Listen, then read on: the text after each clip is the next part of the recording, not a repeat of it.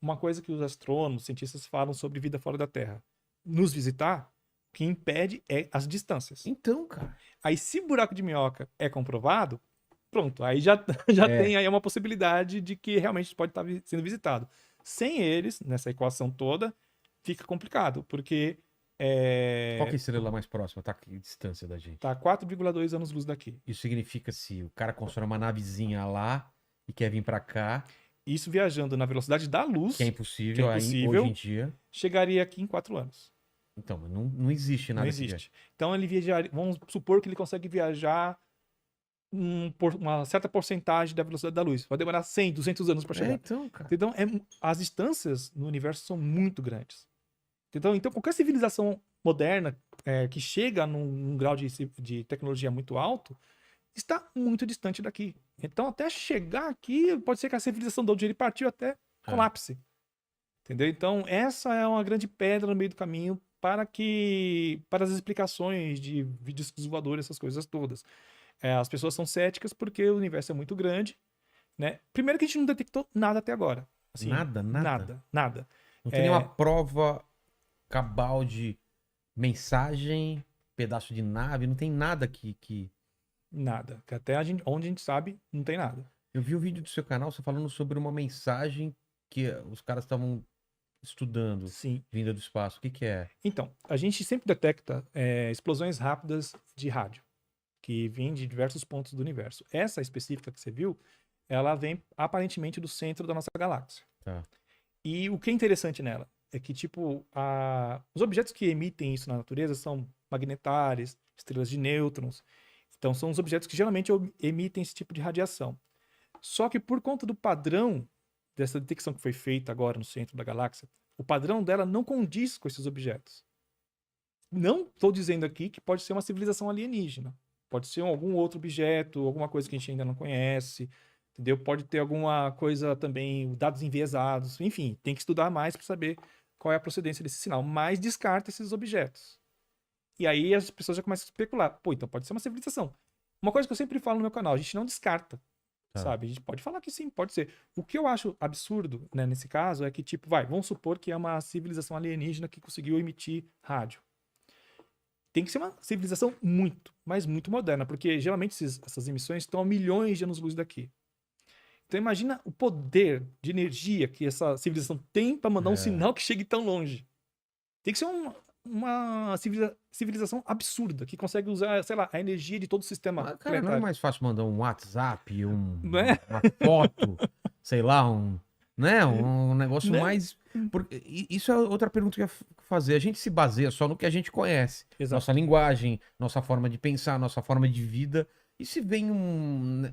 E rádio também. Por que Uhum. eles vão transmitir em ondas de rádio?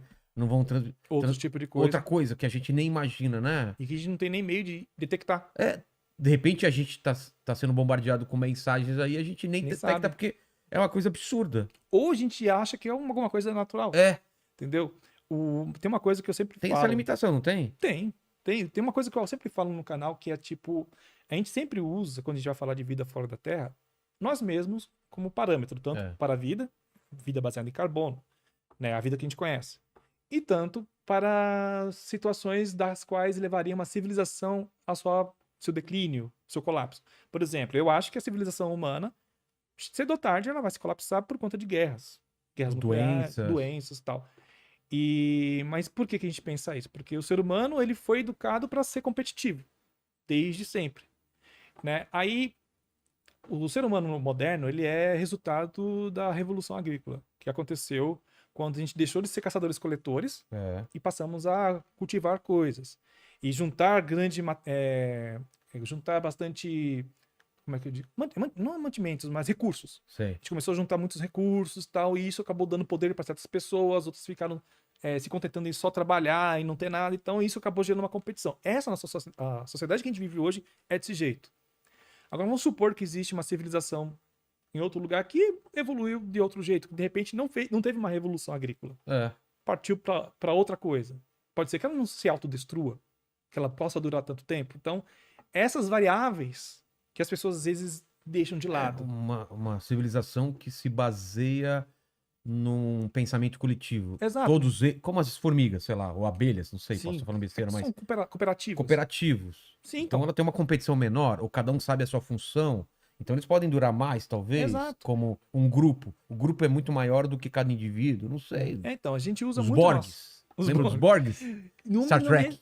Ah, sim, os Borgs. É, eles eram assim, cara. Então, a Se gente um usa. tem uma informação, todos têm informação. Exato. Então, a gente usa nós mesmos como parâmetro. Então, É. até o lance da vida. Pá, a gente conhece sua vida. A gente descobriu um exoplaneta que tem condições parecidas com a nossa, mas ela recebe uma radiação X do planeta que não consegue gerar vida como a gente tem aqui.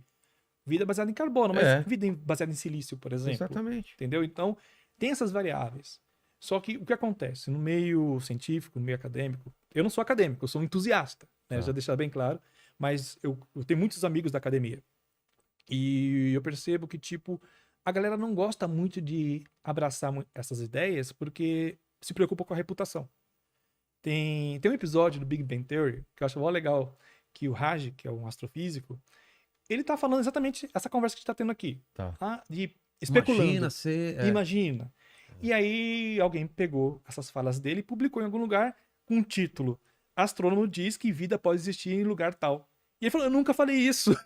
Caramba. Entendeu? Então tem essa coisa, a gente tem que ter muito cuidado, porque, principalmente a galera da academia, porque às vezes você fala uma coisa, especula alguma coisa, e os entusiastas da vida fora da Terra distorcem o que você falou ou tira do contexto e dá um falso positivo, né, por aí na mídia. Tipo, astrofísico de Harvard diz que existe vida não sei aonde. Pronto.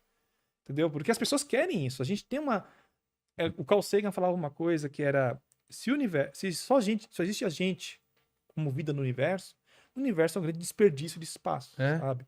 E realmente, seria triste, só existe a gente aqui. A gente tem essa coisa de querer encontrar outros, né? Ou, sei lá... Seria realmente um desperdício.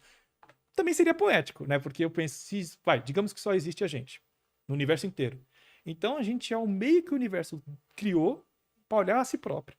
Como se fosse o olho do universo, né? Porque só a gente tem consciência, a gente é o cérebro do universo, a gente tá com essa missão de olhar para si próprio. Entendeu?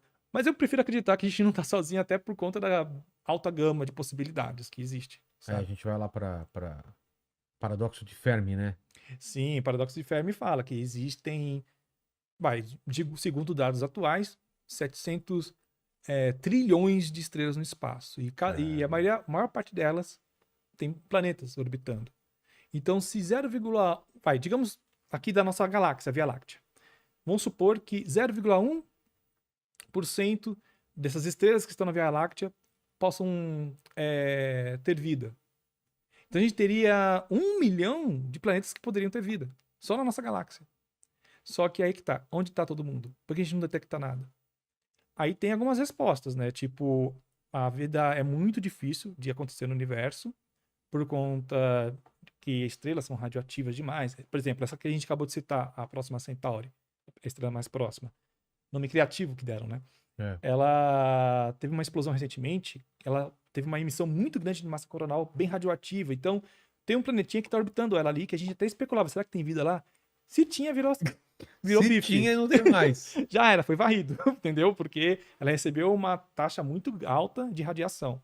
Então, o universo é muito radioativo. Então, uma das explicações para o paradoxo é a vida, ela surge raramente e dificilmente ela sai da categoria microbiana, né? Então, ela dificilmente evolui para um ser pensante que constrói coisas e tal. Outra resposta existem, só que estão muito distantes, né? A gente não tem como entrar em contato. E tem outra resposta que a vida, ela acontece, só que ela dura até um certo tempo. Por exemplo, ela consegue criar coisas, mandar coisas para o seu satélite, que nem a gente mandou para nossa Lua, e depois elas se autodestroem, né? Elas não duram muito tempo. Ou é destruído por um cometa. Também tem isso, desastres naturais, né? Porque acontece, os dinossauros morreram há 66 milhões de anos. Eles não pensavam que iam desaparecer. Exatamente. E se for levar em conta o tempo que o universo existe, que é 13,8 bilhões de anos, 66 milhões de anos é pouco tempo. É nada. Total. Entendeu? Né? Então, relativamente, eles foram exterminados recentemente. O que garante que a gente não vai ser da mesma forma? Então pode ser que a vida ela surge, dura por um tempo e depois é eliminada. Tanto é que falam que se um dia a gente encontrar resquícios de uma civilização em outro planeta, é uma péssima notícia. Resquícios de uma civilização que já Que já existiu existiu e não existe e não mais. existe mais. É péssima notícia, porque, pô, tá Claro. vendo? Alguma coisa acontece que ninguém consegue ir pra frente. Mas tem uma coisa, digamos assim, boa pro nosso lado.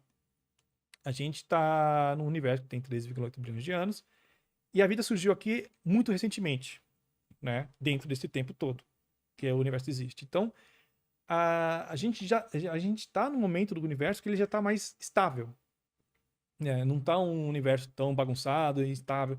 Então, pode ser Mas que ele é, qual é a palavra?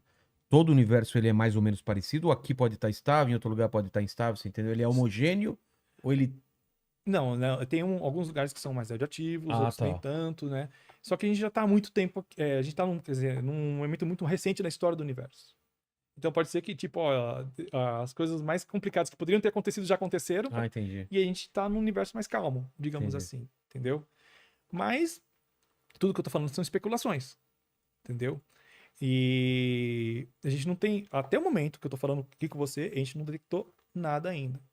Aí as pessoas pegam no meu pé, porque eles sempre conhecem alguém que fala, tem uma história de que viu alguma coisa no céu, que viu alguma coisa no quarto.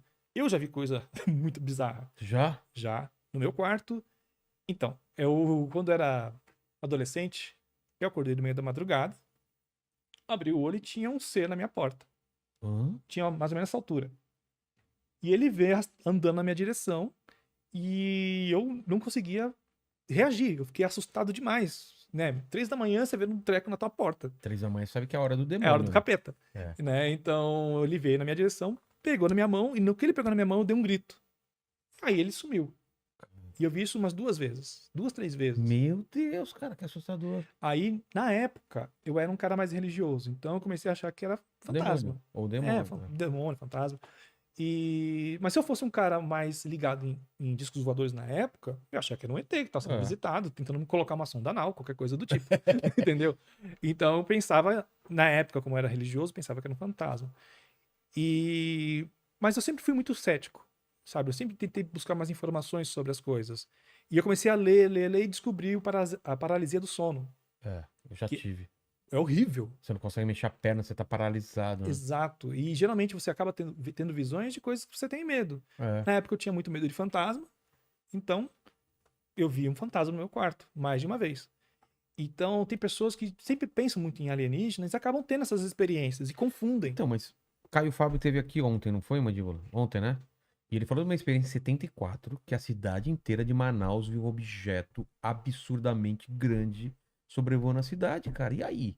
É uma histeria coletiva? É um sonho que todo mundo sonha? É louco quando é uma coisa que toda a cidade viu e um objeto absurdo Uhum. à noite, tapando as estrelas com umas luzes estranhas, que de repente some. É, esse Ele caso falou do específico. tamanho de um pão de açúcar, sabe? Do pão de açúcar, ele falou. Não, esse é um caso bem absurdo. É, Eu levo. Mas essa coisa de histeria coletiva é uma coisa bizarra. Tem uma história, eu não lembro o país para te falar agora, mas teve uma história de uma escola onde alguém viu uma menina que tinha morrido. Tipo, alguém viu um pátio assim, uma menina que tinha morrido há pouco tempo. sei. E essa pessoa que viu, ela começou a ficar histérica, porque ela viu alguém que ela sabia que tinha morrido. E as pessoas que estavam em torno começaram a ficar apavoradas e começaram a acreditar também que estavam vendo. E foi Caramba. virando um efeito manada, entendeu? E várias crianças foram hospitalizadas porque elas entraram em estado de pânico por conta de uma que diz que viu fantasma e começou a espalhar isso daí. Então, tem várias histórias de histeria coletiva. Tem uma história da a Noite da Dança, se eu não me engano, que alguém estava dançando, por algum motivo, não lembro agora, e aí as pessoas que começaram a passar e ver aquelas pessoas dançando, começaram a dançar junto. E foi juntando, tipo, parecia um musical da Disney, tipo, as pessoas do nada começaram a dançar. E aí juntou tanta gente e as pessoas não conseguiam parar de dançar. E elas só pararam quando elas ficaram extremamente exaustas. Mas era Caramba. histeria coletiva. Não sabiam por que estavam lá, estavam continuando e só pararam quando estavam extremamente exaustas. Então tem alguns distúrbios psicológicos que são É. muito curiosos que podem nos levar a situações como essa. Mais uma vez, eu sempre falo que a ciência não é feita de convicção. Eu chegar e bater aqui pra você, não foi ET, não foi isso. Eu não tô sendo científico.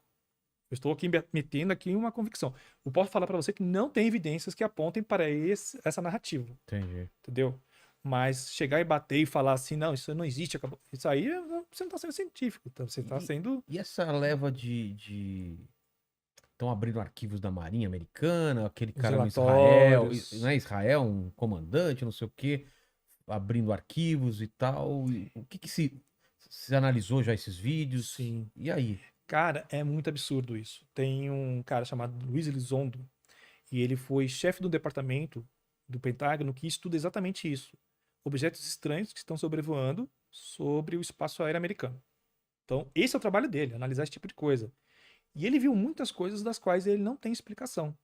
Que tinha um padrão de voo muito estranho, fazer curvas totalmente fechadas. E ele falava: olha, eu não conheço nenhum projeto militar que consiga fazer um treco desse. E não acredito que algum inimigo americano, ou algum país, tenha esse tipo de tecnologia. Se tiver, tá muito bem escondido, porque é uma coisa assim, que, segundo ele, que tá anos, décadas à nossa frente de tecnologia. E os caras têm uma espionagem também absurda. Serviço de inteligência, que não deixa passar Inteligência, nada. Então, eu acho interessante o Luiz Elizondo que ele nunca chegou e falou assim, ah, é OVNI. Ele só fala que os americanos, o governo americano, no caso, precisa ser transparente, porque essas coisas estão sendo filmadas por oficiais da Marinha e de outros segmentos do Exército, e eles não sabem o que que é. Aí teve um relatório agora em julho, se não me engano. Foi julho? É, julho. Que eles estavam falando até que ia trazer informações sobre ET, que não sei o quê. Os entusiastas estavam falando isso, Sei. né? Aí foi broxante pra galera dos OVNIs, porque não falou nada assim. Só que eles não foram, assim, taxativos em falar que Que não é. descartam. É, Entendi. tipo, se não me engano, foram 144 análises. A maioria delas era erro do sensor, do infravermelho, ou balões meteorológicos sendo captados de um ângulo específico que faz parecer que ele está voando numa velocidade absurda, mas não é, por conta que o cara que está gravando está numa velocidade, o balão está em outra e parece que está voando mais rápido do que ele realmente é. Então tinha várias coisas que foram descartadas, mas tem alguns ali que não tem